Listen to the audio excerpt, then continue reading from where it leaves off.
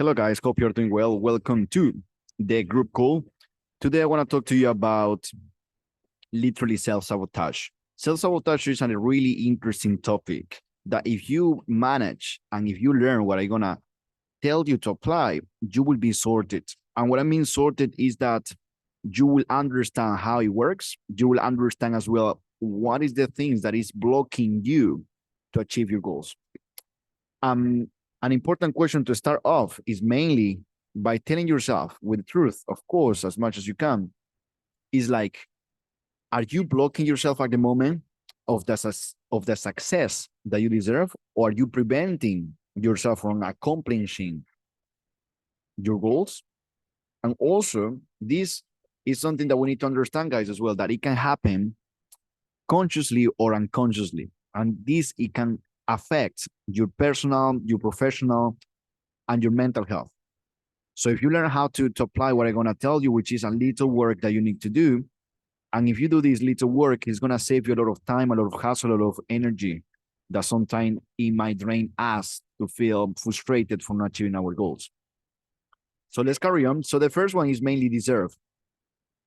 And I just want to tell you a short story about the deserve. I used to have a really big problem of not feeling deserve in my relationships. And it was really hard for me to feel that I am worth it. And I've been working with therapy, with books. I'm telling myself every single day with words, with affirmations, writing things down. I'm just looking at myself deep into my eyes in the mirror of saying that I'm worth it, that I am worth it of being and do the things that I really want to do. So I deserve it. And that's really powerful, guys. If you can do that, that will make a massive difference in your lifestyle and in your life. So I really recommend you to think about that. The thing that it might stop you from achieving your goals is about that you don't feel worth it of achieving them. That maybe it's pointless for you to see yourself in the best version of you, because what's the point? I'm not worth it of it. So I want to ask you to write down 5 things, 5 reasons of why you deserve to be in the best version of yourself, why you deserve to be 10 kilos less with body fat, why you deserve to be toned down, why you deserve to have a bikini. For example, I deserve to be in the best version of myself because I overcome being bullied. I overcome me, my first love of my life saying no to me, for example. I overcome all these type of situations. So you need to also write down those 5 powerful reasons of why you deserve to be in the best version of yourself. Then the next one is about fear. Until now, I'm still having the fear, but I'm using the fear to move forward. I used to be afraid of fear, and that used to stop me, and just that used to make me sweat and make me shy. And I never been shy. I been shy when I used used to not believe in myself, if that makes sense. So what I want to tell you is like why you might be afraid of failing. Why is that fear of failure? Like, I want you to list 4 reasons if you are afraid of or if you are not afraid of. So I'm afraid of failure because I repeat a secondary school like me, for example. I'm afraid of failure because the time that I went to say to say to that girl, to this guy to be my boyfriend, he or she say not. And if it's yes, I'm not afraid of fear of failure because if I wanted to do something, I did it. So I want you to think about that. And also, for example, vulnerability. How vulnerable you are to the people that is around you. And what it will be a short phrase of the meaning of vulnerable to you. Like, for example, being vulnerable to me means being naked emotionally and mentally. That is even harder than just being naked physically sometimes. And that's really important as well, to know with who you can be vulnerable, what is the right environment, the right time, and the right people. Because being vulnerable is amazing, but as long as you are being vulnerable to the people that you look up to the people that you know that they are in the position that you wanted to be, if that makes sense. It's like you can tell and you can see yourself being that person that say, oh my God, you know what? I wanted to be as that person. And that person can be younger than you. My first online coach that I used to have, he was 19 when I was 22. But I look up to him because he was having a better physique than me, a better routine than me, and I was looking up to him. And he was a safe person to be open about my um, eating disorders and my problems with nutrition and mindset and insecurities. So that's the third one, which is vulnerable. Being vulnerable, how vulnerable you are. And I want you to write down on a piece of paper, in the same piece of paper, a short phrase about vulnerability. And the last one is about self-talk and esteem. And the self-talk is like, how positive or negative do you talk to yourself? Do you talk to yourself like, I got this, I'm the best person that I ever found, I am loyal to myself, I respect myself, I love myself so much?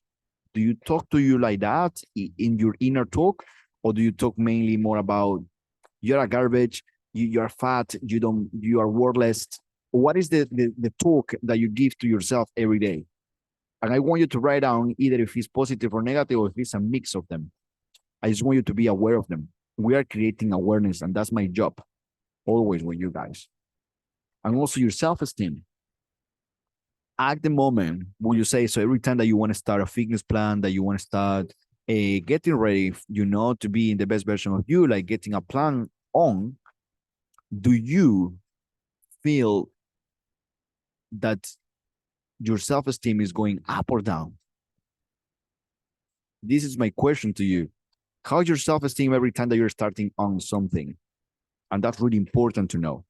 And then the next one as well is like, I want you to write down three things, three positive things that you tell to yourself, and that you don't, and the negative and the positive. And also, what is your self-esteem when you're starting something? And then the next week and the following week, do you still having the same high self-esteem, or every week is going lower or is going higher? And just to wrap it up, this topic today, guys, which is quite quick because it's just myself today, is about understanding as well that sabotaging is a behavior, all right, and is a result of past childhood traumas.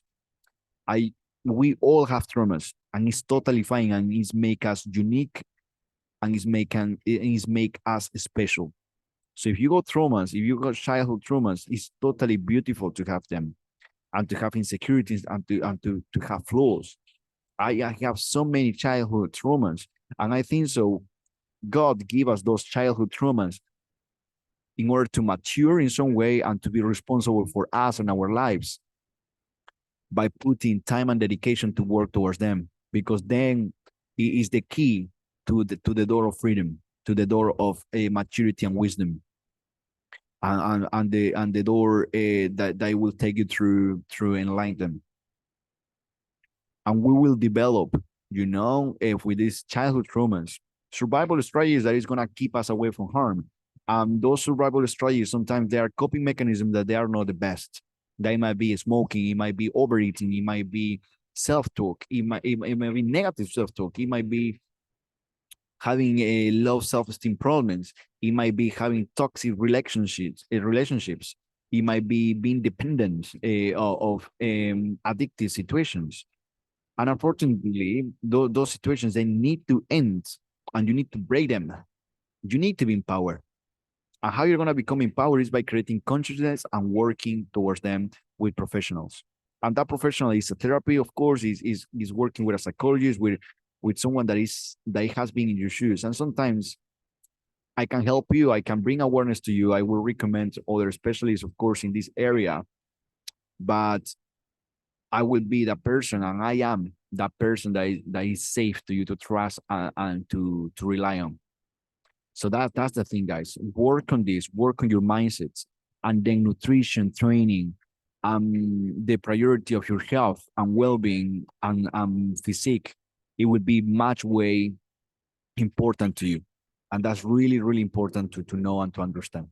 Okay, so have a lovely time, guys, to all of you. I hope I can see you next time in the group call, if it's possible, of course, because that's how I can get questions, and that's how we can just get more normal these type of situations. But I choose this topic because you choose that on the WhatsApp group.